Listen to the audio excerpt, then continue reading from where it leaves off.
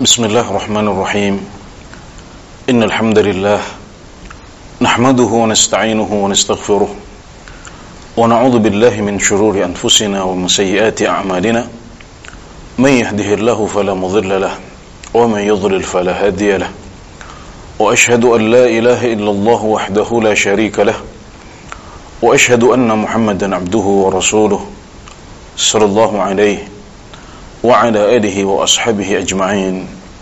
Amma ba'd.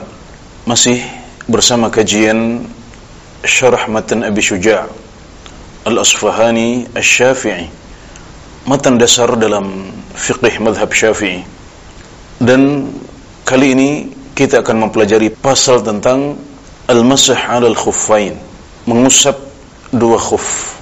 Penulis rahimahullahu ta'ala mengatakan, wa yamsahul muqimu yawman wa laylah wal musafiru thalathata ayyamin bilayalihinna.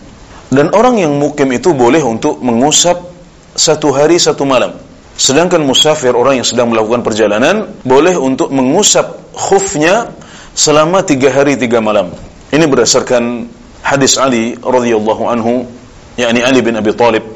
Hadis Ali bin Abi Thalib yang diriwayatkan oleh Imam Muslim, bahwasanya beliau mengatakan, ja'ala Rasulullah sallallahu alaihi wasallam thalathata ayyamin wa layaliyahunna lil musafir wa yawman wa laylatan lil muqim. Rasulullah sallallahu alaihi wasallam memberikan batasan 3 hari 3 malam untuk orang yang musafir, dan memberikan batasan bolehnya mengusap selama 1 hari 1 malam bagi mereka yang mukim. Ini tegas membedakan di antara keduanya. Musafir boleh lebih panjang, boleh mengusap kedua khufnya dalam jangka yang lebih panjang karena dia sedang dalam kondisi safar, agak repot, maka dibolehkan mengusap 3 hari 3 malam. Sedangkan yang muqim, yang tentunya sudah kembali kepada kondisi normal, maka dia boleh mengusap selama 1 hari 1 malam saja. Wabtida'ul muddah min hini yuhdithu ba'da lubsil khuffain.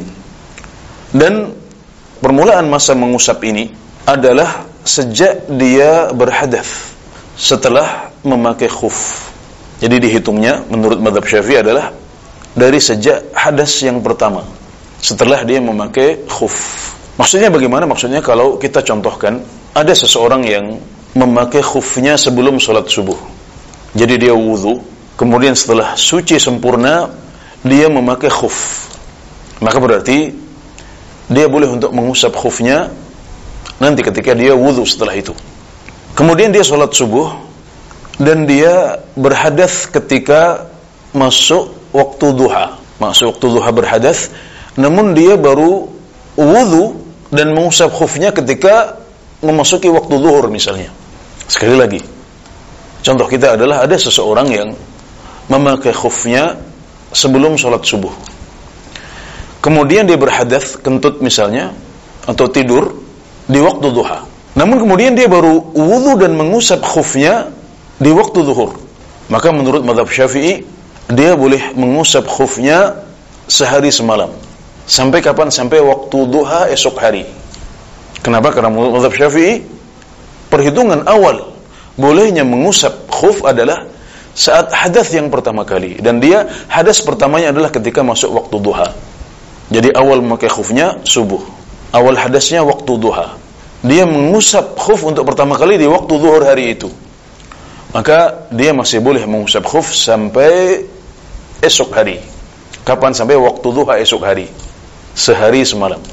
Kalau dia adalah musafir, maka tambah sehari lagi. Jadi di waktu duha hari pertama, hari kedua, ketiga, keempat. Jadi dia sampai waktu duha hari yang keempat sejak dia berhadath pertama kali.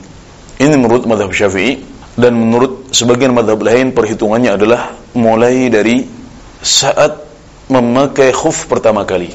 Dalam contoh di atas berarti sampai waktu subuh hari berikutnya untuk yang muqim, dan sampai waktu subuh di hari yang keempat bagi yang musafir. Dan menurut pendapat yang lain adalah dihitung sejak dia mengusap khuf pertama kali. Berarti bagi yang muqim boleh untuk mengusap khuf sampai zuhur hari berikutnya, dan bagi yang musafir sampai waktu zuhur hari yang keempat.